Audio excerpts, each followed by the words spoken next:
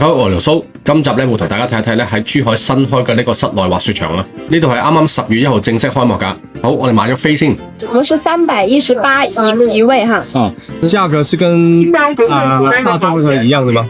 對，一樣的。冇錯啦，當日飛咧，你線上同線下買嘅價格係一樣噶。但係如果你可以早一日或之前買定先咧，就有一個早鳥優惠，可以平到幾十蚊噶。好啦，攞咗飛啦，之後就可以拍卡入閘啦。如果小朋友玩雪嘅話咧，呢度仲有啲工具仔可以買添。嗱，咁如果係初學者嘅話咧，我非常之建議喺度請教練學，因為呢度請教練嘅價錢咧係比較優惠噶。由於呢度係啱啱先開咧，所以你見到咧所有嘢咧都非常之新淨。我覺得呢度嘅 equipment 咧仲好過深圳前海嗰邊嗰啲。咁呢度 lockers 咧都係免費享用噶。好啦，着齊嘢啦，係時候出去玩啦。咁一出到去咧，我當堂哇咗一聲啊，因為呢度條雪道咧真係幾短下，係真心設計俾一啲初學者練習噶。但係左手邊個魚雪區咧，佢又真係做得幾好喎，搞到 Woody 咧話雪都唔滑啦，直頭留喺呢度玩咗成日。呢個垂滑梯同埋呢個踩單車咧都玩得超多次啊。咁啊，茄汁咧今次就話要試下學雙板，咁佢學咗半個鐘度咧就識基本嘅控制啦。